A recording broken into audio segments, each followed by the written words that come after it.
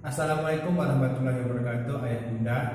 Selamat sore ananda yang soleh dan soleha. Perkenalkan, nama Ustadz Sulaiman Daud. Saya Ustadz sedang mengajar di sini yaitu pelajaran UPS.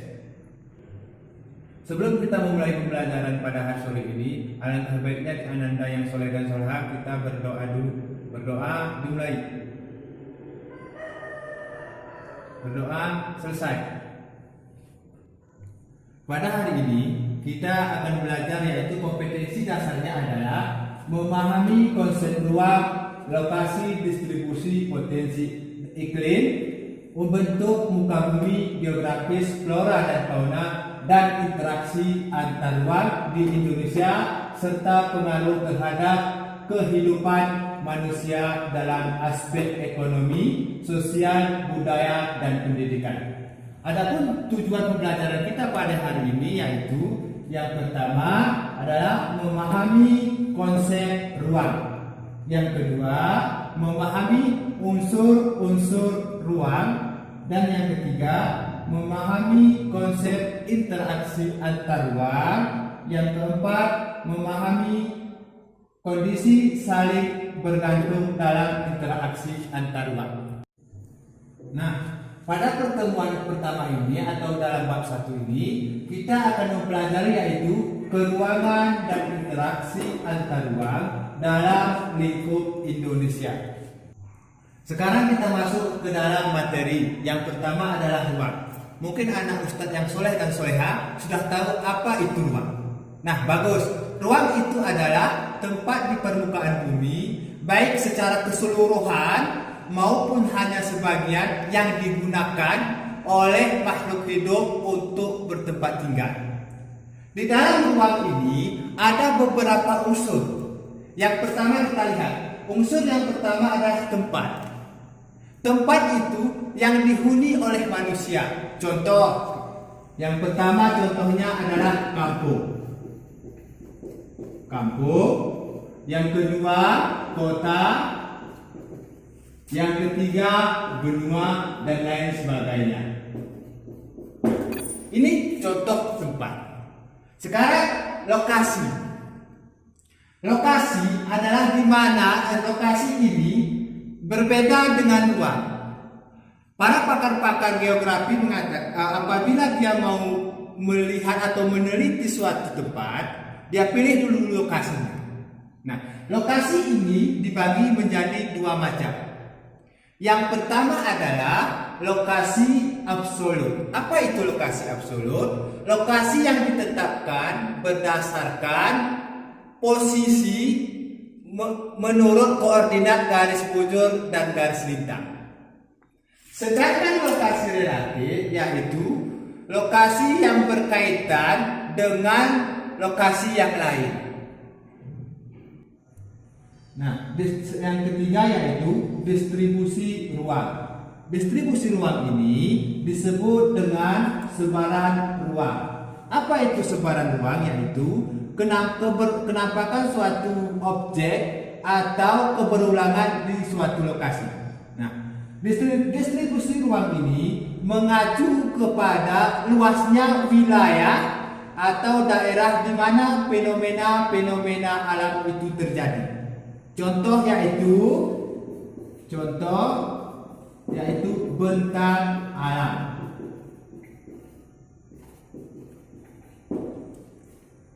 Seperti sungai dan lain sebagainya. Nah, yang ketiga yaitu interaksi antar ruang.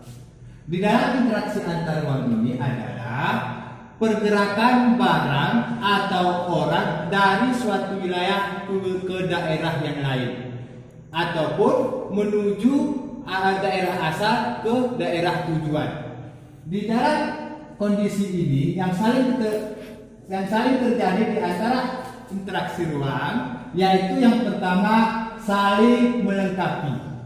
Apa itu saling melengkapi? Pada kondisi ini saling melengkapi yang terjadi jika wilayah-wilayah yang berbeda komoditas ataupun komoditi yang sebagai contoh Takengon atau Aceh Tengah penghasil kopi.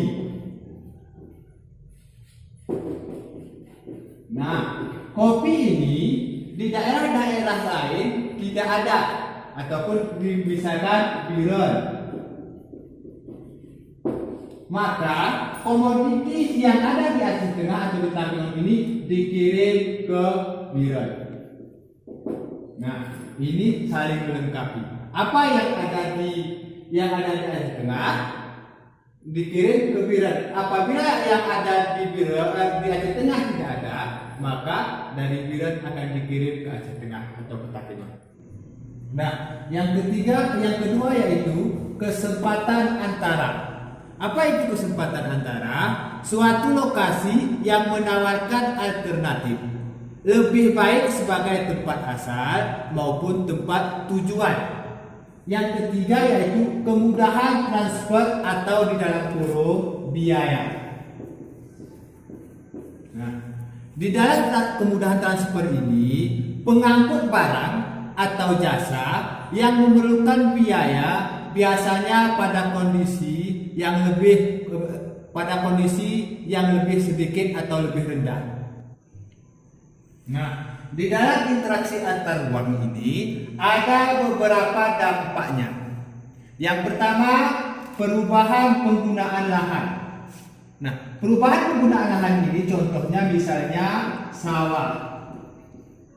Sawah berubah menjadi bangunan ataupun rumah. Nah, itu disebut dengan perubahan penggunaan lahan.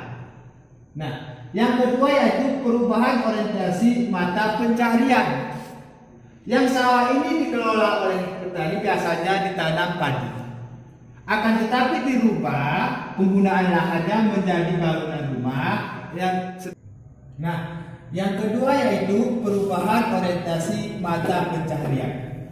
Nah, kita lihat yang pertama, perubahan penggunaan lahan. Sawah dirubah menjadi bangunan rumah.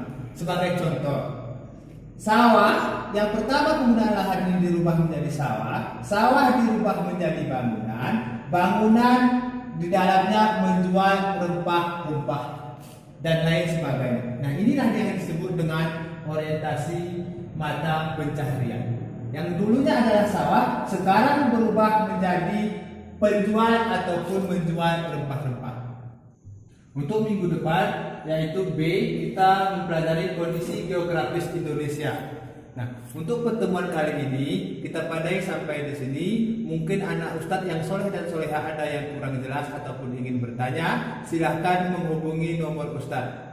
Kita tutup pembelajaran pada hari ini dengan membaca doa kifaratul majlis. Subhanakallahumma wa bihamdika asyhadu an la ilaha illa anta wa astaghfiruka wa atubu ilaik.